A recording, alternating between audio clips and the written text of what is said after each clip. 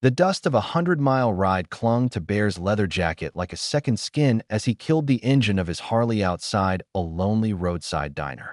He wasn't looking for trouble, just hot coffee and a slice of pie that tasted homemade. Halfway to the door, he felt a tiny hand clutch his sleeve. Bear looked down and saw a little girl, maybe 7 years old, barefoot and trembling. Her pale face was streaked with dirt, but it was the fear in her eyes that stopped him cold. "Please," she whispered. "Help my grandma." Bear crouched carefully. "What's wrong, sweetheart?" The girl glanced nervously through the diner window. "They won't let her have water." Bear followed her gaze. Inside, an elderly woman sat stiffly in a booth while two clean-cut men in polo shirts sat across from her. A glass of water rested inches from her hand, but every time she reached toward it, one of the men subtly stopped her. The old biker's instincts kicked in immediately. This wasn't concern. This was control. "What's your name?" he asked softly. "Lily." "Okay, Lily. Go sit with your grandma. Don't look scared. I'll handle it." She nodded and slipped back inside. Bear entered the diner a moment later, the bell above the door jingling softly. The place smelled like grease and burnt coffee. He took a booth behind the family and quietly watched their reflection in the window.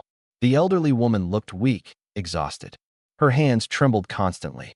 The two men beside her carried themselves with cold confidence, speaking for her before she could answer anything herself. A waitress approached their table. "Can I get you folks anything else?" "I'd like some water," the old woman said quietly. One of the men placed a hand on her arm. "Doctor said too much liquid isn't good for you, Aunt Laura." Her face immediately fell silent again. At the other end of the booth, Lily sat cutting pancakes into tiny squares she never ate. Bear felt anger settle heavily in his chest. He ordered black coffee and a glass of water for himself, but left the water untouched. Minutes later, one of the men pulled legal papers from a briefcase and slid them toward the old woman. "Just sign these, Laura," he said smoothly. "Then everything will be taken care of." I don't know," she whispered. "It feels rushed." "It's for your own good." Lily looked up at Bear in the reflection of the window. A silent plea. "Do something." Bear stood. Every eye in the diner followed him as he walked toward their table carrying the untouched glass of water. He placed it gently in front of the old woman. "Looks like you could use this." One of the men shot to his feet instantly. "This is a private family matter." "Doesn't look private," Bear replied calmly. "Ma'am, are you okay?" "She's confused," the second man snapped. "She looks thirsty." Bear nudged the glass closer. "Drink," he said softly. The diner went silent. The woman stared at the water like she was afraid of it. Then slowly, with trembling hands, she reached for the glass. One nephew grabbed her arm tightly. "I don't think that's a good idea." Bear's eyes locked onto the man's hand. He didn't raise his voice, didn't threaten him, but something in his stare made the man slowly let go. The old woman lifted the glass and drank every drop like someone who hadn't had water in days. When she finished, color finally returned to her face. "Thank you," she whispered. "That's enough," the other nephew snapped. "Leave before I call the police." "Go ahead," Bear growled. "I'm sure they'd love hearing why you're withholding water from an elderly woman while pushing legal papers in front of her." The men exchanged nervous glances. Behind the counter, the waitress quietly picked up the phone. Help was coming. "We're her legal caretakers," one nephew said coldly. "Caretakers," Bear repeated. Funny.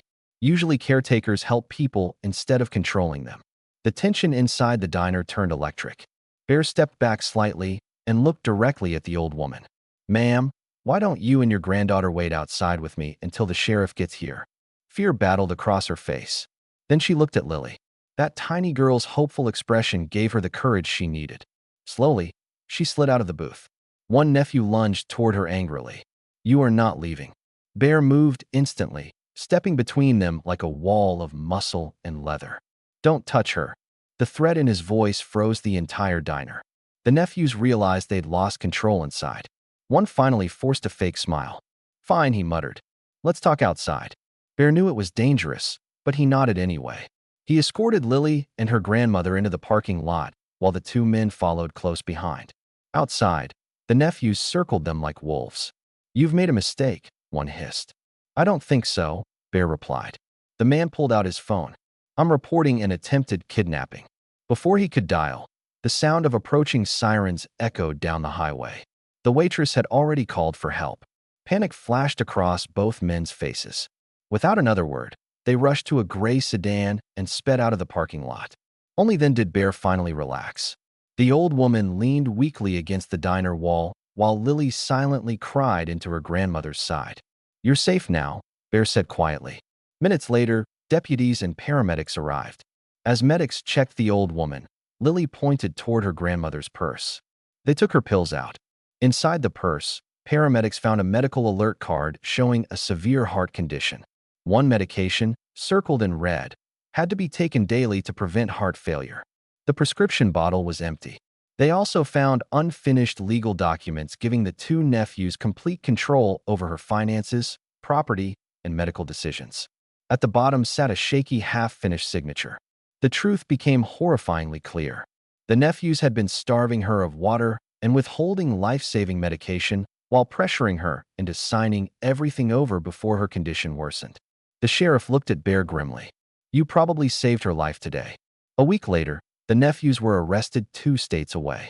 Investigators uncovered evidence of elder abuse, fraud, and attempted financial exploitation.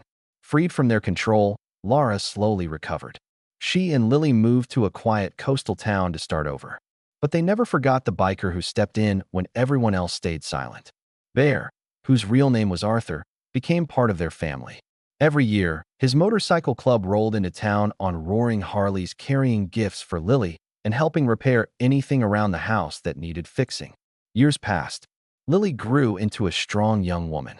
Laura regained her health and her smile. And one sunny afternoon, Bear sat proudly beside Laura at Lily's high school graduation. Later that evening, the 3 of them sat on the porch watching the sunset paint the sky orange and gold. Lily raised her glass of lemonade. "To the heroes who don't wear capes." Arthur smiled softly.